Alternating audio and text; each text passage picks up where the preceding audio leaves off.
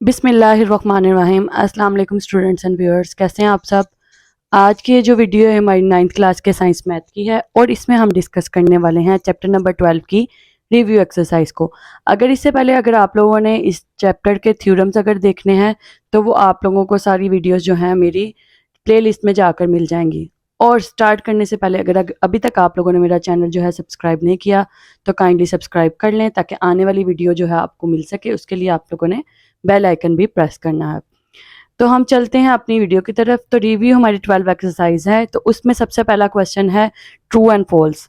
Which of the following are true and which are false, ये हम लोगों ने बताने हैं लेकिन रीजंस के साथ। ये आपको जाहिर है एमसीक्यूज आने हैं तो आपको ट्रू एंड फॉल्स नहीं आएंगे, लेकिन बोर्ड के पेपर में आपको यही ट्रू एंड फॉल्स एमसीक्यूज की बेस पे आएंगे। और नीचे जो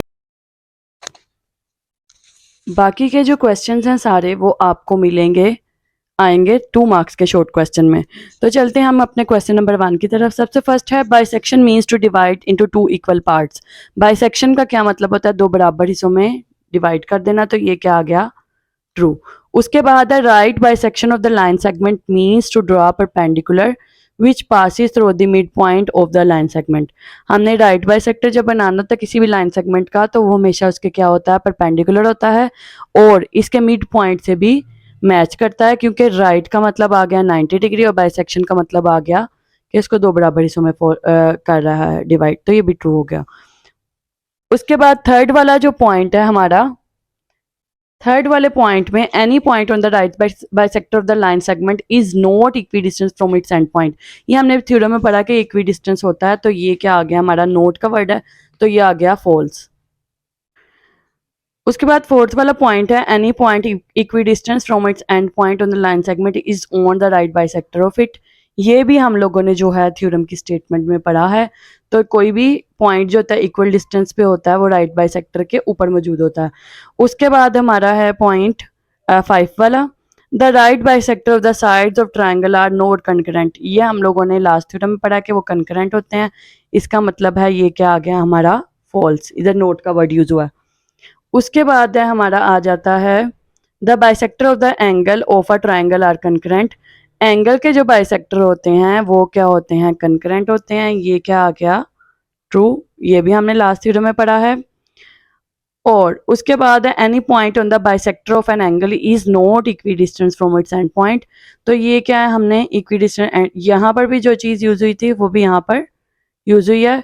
any point on the bisector of angle, angle के साथ जो भी एंगल के बाइसेक्टर के ऊपर जो भी पॉइंट आ रहा होता है वो इक्वल डिस्टेंस पे होता है। तो इन्होंने नोट का वर्ड यूज किया है, तो ये क्या हो गया, फॉल्स।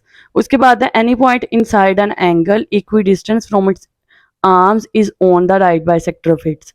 एंगल के ऊपर जो एक पॉइंट आ रहा होता है उसके आर्म के ऊपर, तो वो क्या होता है, एंगल के दोनों आर्म्स के इक्वल डिस्टेंस पे होता है या उसके बाइसेक्टर के ऊपर मौजूद होता है। तो ये क्या आ गया, ट्रू। उसके बाद है क्वेश्चन नंबर 2 से ऑनवर्ड 2, 3, 4, 5 एंड 6 ये क्वेश्चंस आप लोगों ने सॉल्व करने हैं क्योंकि ये 2 मार्क्स के शॉर्ट क्वेश्चन में आएगा। तो सबसे पहले ये filling the blanks. The C D is the right bisector of the line segment A B. A B साथ फिगर दी हुई है तो सी डी जो है इसका राइट बाइसेक्टर है। तो हमने बताना है ओ से ए तक की लेंथ किसके बराबर होगी, ओ से बी तक की लेंथ के। तो यहाँ पर हमारा आ जाएगा measurement of O A is equal to measurement of O B. उसके बाद है हमारा ए से क्यू तक की लेंथ जो है ये थ्योरम के मुताबिक उसके बाइसेक्टर के ऊपर जो भी पॉइंट आ रहा होता है वो भी इक्वल डिस्टेंस पे होता है। ये क्यू से बी तक की लेंथ के क्या होता है, बराबर होगा। उसके बाद है हमारा defines the bisector of the line segment और आ रहा है bisector of an angle. Define the following, line segment जो हमने करना है उसकी डेफिनेशन आएगी और बाइसेक्टर ऑफ द एंगल। तो लाइन सेगमेंट और बाइसेक्टर की डेफिनेशन जो है हम समरी में से कर लेते हैं।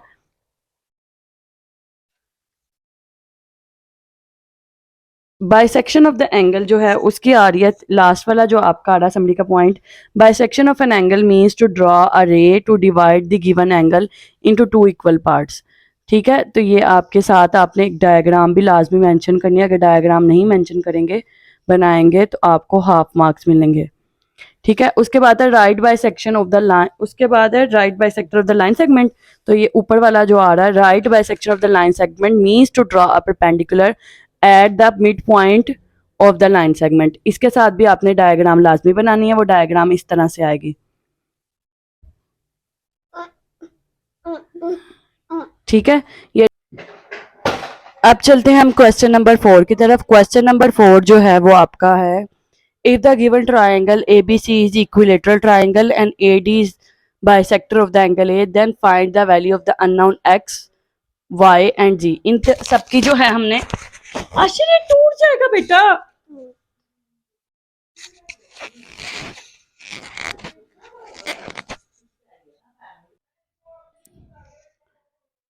तो यहाँ पर एक्स वाई और जी हमने निकालना है। सबसे पहले तो इक्विलेटरल ट्राइंगल क्या होती है? इक्विलेटरल ट्राइंगल वो होती है ऐसी ट्राइंगल जिसमें तीनों साइड्स और तीनों जो एंगल्स हैं वो बराबर होते हैं। इसका मतलब है ए पे जो एंगल है, बी पे जो एंगल है और सी पे जो एंगल है, ये तीनों एंगल्स क्या होंगे? आपस में बराबर होंगे।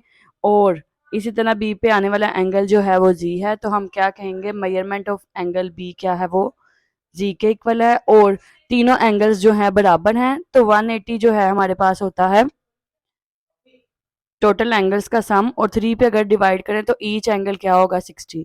यानी कि एंगल ए, एंगल बी और एंगल सी तीनों क्या आ जाएंगे? 60 डिग्री। एंगल ए बी और एंगल सी बी, ये हमारे सारे क्या होंगे? 60 डिग्रीज। अब यहाँ पर उन्होंने आधा आधा निकालने के लिए कहा हुआ है। ये भी 60 है और ये हमारे पास क्या है? ये वाला एंगल भी 60 है, और इन दोनों एंगल्स का सम x प्लस वाई जो है ये भी है, क्या आ रहा है हमारे पास? 60 degree. x plus y degree भी क्या आ जाएगा? 60 डिग्री। तो हम क्या कहेंगे? ये दोनों 60 डिग्री हैं और दोनों बराबर भी हैं, तो हम कह सकते हैं कि ये जो है हमारा x degree plus x degree is equal to 60 degree.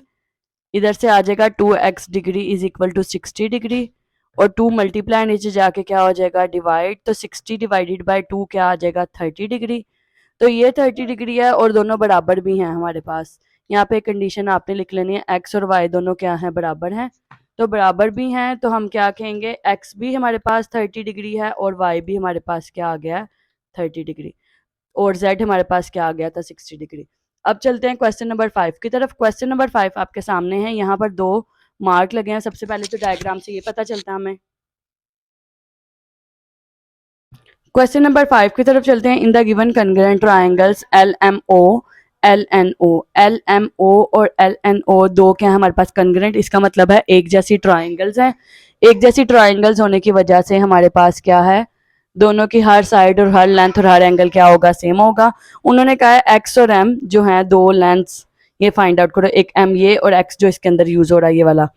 तो एम हमें देखने से पता चला दोनों, ये दोनों लेंथ्स भी कॉन्ग्रुएंट है और ये दोनों लेंथ्स भी क्या होंगे? कॉन्ग्रुएंट। तो हम तो बेसिकली कह सकते हैं देख के ही, एम क्या होगा? 12, और हमारे पास 2x प्लस 6 क्या आएगा? 18। तो यहाँ से x की वैल्यू निकालनी है। 6 प्लस है, इधर आके क्या हो जाएगा? माइनस। तो रह गया हमारे पास 12,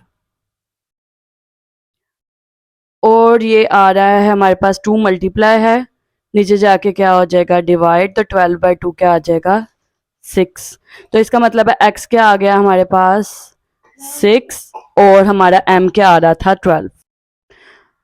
अब चलते हैं हम क्वेश्चन नंबर 6 की तरफ। क्वेश्चन नंबर 6 की स्टेटमेंट कह रही है, अगर हमारे पास सी डी जो है वो राइट बाई सेक्टर है, सी से डी जो है राइट बाई सेक्टर है ए से बी लाइन सेगमेंट का, और ए से बी की जो लेंथ है 6 सेंटीमीटर है, तो हमने निकालनी है ए एल और एल बी। तो हम यहाँ से देखने से पता चल जाता है फर्स्ट वाले पार्ट में कि दोनों की लेंथ मिला के क्या है? ए एल और एल बी क्या आ रहा है हमारे पास? ए एल और एल बी दोनों का सम जो है मेजरमेंट्स का हमारे पास 6 आ रहा है, और दोनों आपस में बराबर भी हैं, तो हम कह सकते हैं कि ये इन दोनों का हाफ है।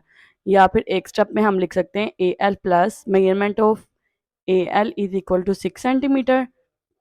ये 2 टाइम्स हो जाएगा A L is equal to 6 centimetre. यहाँ से ए एल की जो लेंथ आ जाएगी हमारे पास 2 मल्टीप्लाई नीचे जाके क्या हो जाएगा? डिवाइड। तो ए एल की लेंथ आ जाएगी 3 सेंटीमीटर। ए एल की लेंथ भी 3 सेंटीमीटर आई है और एल बी की लेंथ भी हमारे पास क्या आ गया 3 सेंटीमीटर। अब हमने निकालना है बी से डी, जो है बी से डी की लेंथ क्या है 4 सेंटीमीटर, और ए से डी की लेंथ फाइंड आउट करनी है। ये हमने थ्योरम 1 में पढ़ा था कि जो होते हैं इक्वल डिस्टेंस, इस पे आने वाला हर पॉइंट जो है वो साइड से, किसी लाइन बाई सेक्टर पे आने वाला हर पॉइंट साइड से क्या होता है इक्वल डिस्टेंस पे होता है। इससे हम कहेंगे ए से डी की लेंथ जो है वो डी से बी की लेंथ के बराबर है। तो ये 4 सेंटीमीटर है तो ये भी क्या हो जाएगा 4 सेंटीमीटर। हम क्या कहेंगे मेजरमेंट ऑफ ए डी जो है वो भी 4 सेंटीमीटर के इक्वल आ गया।